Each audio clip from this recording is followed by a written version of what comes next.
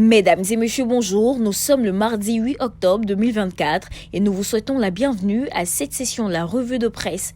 La quasi-totalité des parutions concernées sont disponibles dans les kiosques et circuits de distribution des e-press. L'actualité est toujours dominée par les suites de l'assassinat de l'étudiant Anguy Déagoué dont les suspects sont du côté de la FESI.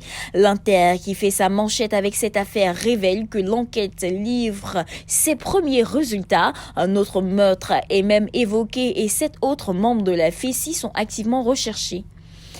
L'expression toujours relativement à l'assassinat de Déagoué, Anguy note que tout se complique pour Camboussier qui n'est autre que le secrétaire général de la FESI et ses camarades. Le mandat qui s'est rendu sur le campus de Cocody permet in situ de prendre le pouls de l'université.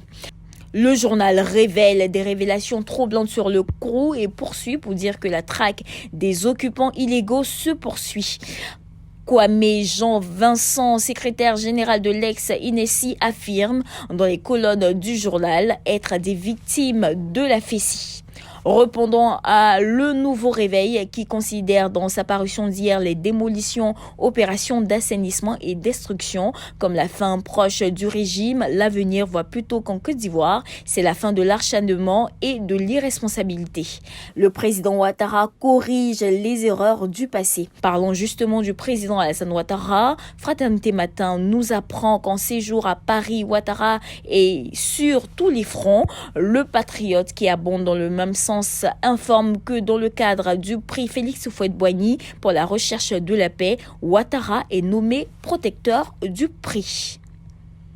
Sur le front politique, le RHDP se montre très présent sur le terrain. Ainsi, Le Matin revient sur la tournée de remobilisation et de réconciliation dans le Bounkani et le Zanzan. Les élus, cadres et militants saluent la démarche de Kafana.